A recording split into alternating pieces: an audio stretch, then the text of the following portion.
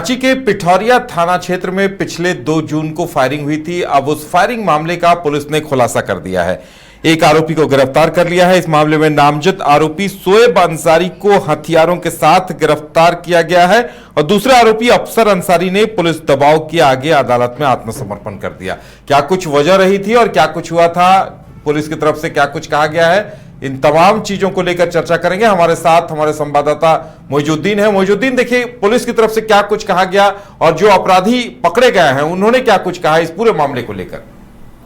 देखिए उधर सबसे पहले बात करेंगे रांची का जो ग्रामीण क्षेत्र है, खासकर कांके पिठौरिया थाना क्षेत्र के कोकदोरो का जो क्षेत्र है, इस क्षेत्र में कह सकते हैं कि एक मामला हुआ था। ये मामला था एक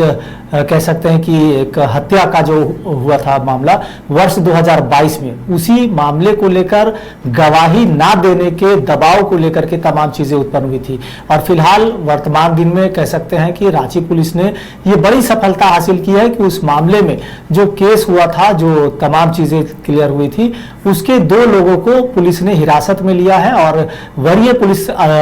पुलिस अधीक्षक के दिशा निर्देश अनुसार कह सकते हैं कि एक टीम बनाई गई और टीम के द्वारा जांच पड़ताल जब इसके अनुसंधान की जब प्रक्रिया शुरू हुई तो 2 लोगों को हिरासत में लिया गया है और पुलिस आगे की कार्रवाई कर रही है। इस मामले की अगर बात कर ले तो वादी जो पीड़ित जिन्होंने रिपोर्ट लिखाई थी पिठौरिया थाना क्षेत्र में, उनका नाम है फिरोज अंसारी। इन्होंने एक आवेदन किया था पुलिस को कि इस हत्या को मामले को लेकर के 2 लोगों की संलिप्तता उन्होंने बताई थी, जिसमें शोएब अंसारी और अफसर अंसारी की बात कही गई थी। पुलिस ने इन तमाम चीजों को जब मामले को संज्ञान में लेकर के जब आगे की प्रक्रिया शुरू की तो इसमें शोएब अंसारी को कह सकते हैं कि जिंदा कारतूस और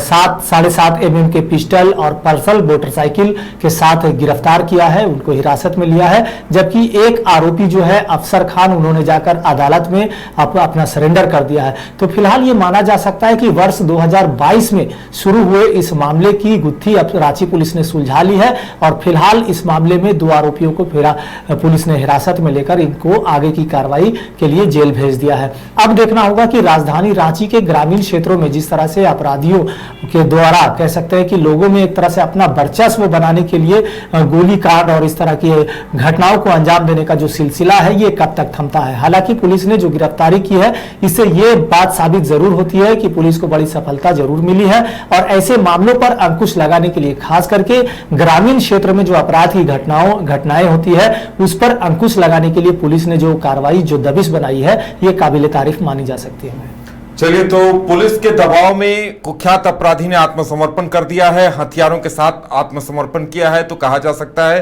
कि कहीं न कहीं पुलिस का दबाव असरदार रहा है इस पूरे मामले में और एक बड़े मामले का खुलासा भी हुआ है।